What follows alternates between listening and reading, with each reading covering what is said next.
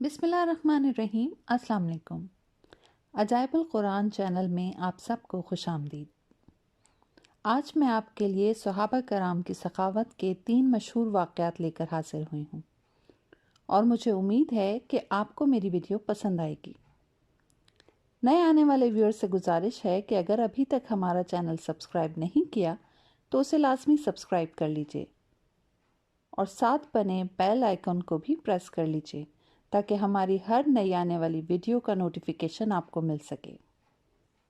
حضرت عبداللہ بن عمر رضی اللہ تعالیٰ عنہ سے روایت ہے کہ ایک صحابی نے بطور ہدیہ ایک صحابی کے گھر بکری کا ایک سر بھیج دیا، تو انہوں نے یہ کہہ کر کہ ہم سے زیادہ تو میرا فلاں بھائی اس سر کا ضرورت مند ہے، وہ سر اس کے گھر پر بھیج دیا۔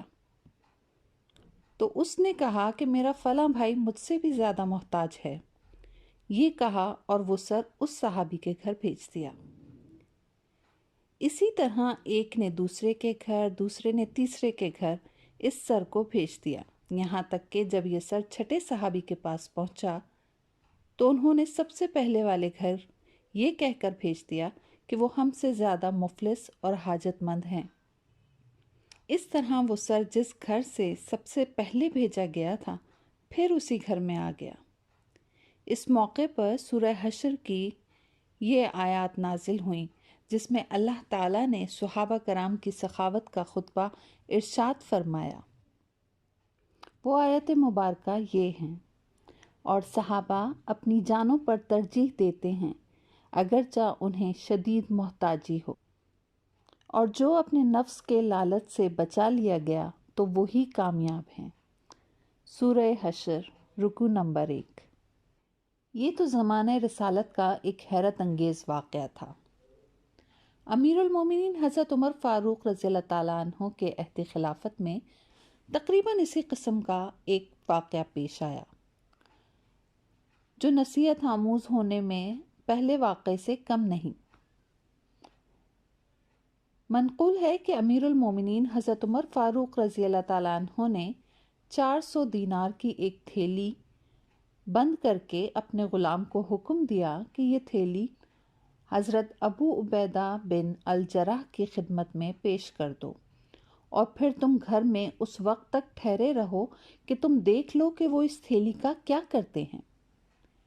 چنانچہ غلام تھیلی لے کر حضرت ابو عبیدہ کی خدمت میں پہنچا اور عرض کیا کہ حضرت امیر المومنین نے یہ دیناروں کی تھیلی آپ کے پاس بھیجی ہے اور فرمایا ہے کہ آپ اس کو اپنی حاجتوں میں خرچ کریں۔ امیر المومنین کا پیغام سن کر آپ نے یہ دعا دی کہ اللہ تعالیٰ امیر المومنین کا بھلا کرے۔ پھر اپنی لونڈی سے فرمایا کہ اے خادمہ، یہ 7 دینار فلاں کو دے آؤ اور یہ 5 دینار فلاں کو۔ اس طرح انہوں نے ایک ہی نشست میں تمام دیناروں کو حاجت مندوں میں تقسیم کرا دیا۔ صرف 2 دینار ان کے سامنے رہ گئے تھے تو انہوں نے فرمایا کہ اے لونڈی، یہ 2 دینار بھی فلاں ضرورت مند کو دے دو۔ یہ ماجرا دیکھ کر غلام امیر المومنین کے پاس واپس لوٹ آیا تو امیر المومنین نے 400 دینار کی دوسری تھیلی حضرت معاذ بن جبل رضی اللہ تعالیٰ عنہ کے پاس بھیجا، اور غلام سے فرمایا کہ تم اس وقت تک ان کے گھر میں بیٹھے رہنا اور دیکھتے رہنا کہ وہ اس تھیلی کے ساتھ کیا معاملہ کرتے ہیں۔ چنانچہ غلام حضرت معاذ بن جبل کے پاس تھیلی لے کر پہنچا تو حضرت معاذ بن جبل نے امیر المومنین کا تحفہ اور پیغام پانے کے بعد یہ کہا کہ اللہ تعالیٰ امیر المومنین پر اپنی رحمت نازل فرمائے اور ان کو نیک بدلہ دے۔ پھر فوراً اپنی لونڈی کو حکم دیا کہ فلاں فلاں صحابہ کے گھروں میں اتنی اتنی رقم پہنچا دو۔ 2 صرف دینار باقی رہ گئے تھے کہ حضرت معاذ بن جبل رضی اللہ تعالیٰ عنہ کی بیوی آ گئیں اور کہا کہ خدا کی قسم، ہم لوگ بھی تو مفلس اور مسکین ہی ہیں۔ یہ سن کر وہ 2 دینار جو باقی رہ گئے تھے بیوی کی طرف پھینک دیے۔ یہ منظر دیکھ کر غلام امیر المومنین کی خدمت میں حاضر ہو گیا اور سارا چشم دید ماجرا سنانے لگا۔ امیر المومنین حضرت ابو عبیدہ اور حضرت معاذ بن جبل کی اس سخاوت کی داستان کو سن کر فرط تعجب سے آپ انتہائی مسرور ہوئے اور فرمایا کہ اس میں کوئی شبہ نہیں کہ صحابہ کرام یقیناً آپس میں بھائی بھائی ہیں اور ایک دوسرے پر نہایت رحم دل اور آپس میں بے حد ہمدرد ہیں۔ ایک حدیث میں ہے کہ آیت مذکورہ بالا کا نزول اس واقعے کے بعد ہوا کہ بارگاہ نبوت میں ایک بھوکا شخص حاضر ہوا۔ حضور صلی اللہ علیہ وآلہ وسلم نے ازواج مطہرات کے حجروں میں معلوم کرایا کہ کیا کھانے کی کوئی چیز ہے۔ معلوم ہوا کہ کسی بی بی صاحبہ کے ہاں کچھ بھی نہیں ہے۔ تب حضور نے اصحاب کرام سے فرمایا کہ جو اس شخص کو مہمان بنائے گا اللہ تعالیٰ اس پر اپنی رحمت نازل فرمائے گا۔ حضرت ابو طلحہ انصاری کھڑے ہو گئے اور حضور سے اجازت لے کر مہمان کو اپنے گھر لے گئے۔ گھر جا کر بیوی سے دریافت کیا کہ گھر میں کچھ کھانے کو ہے؟ انہوں نے کہا کہ صرف بچوں کے لیے تھوڑا سا کھانا رکھا ہے۔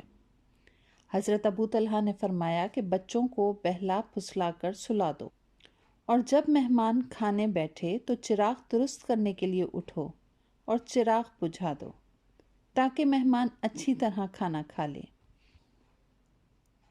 یہ تجویز اس لیے کہ مہمان یہ نہ جان سکے کہ اہل خانہ اس کے ساتھ نہیں کھا رہے ہیں، کیونکہ اس کو یہ معلوم ہو جائے گا تو وہ اصرار کرے گا اور کھانا تھوڑا ہے اس لیے مہمان بھوکا رہ جائے گا۔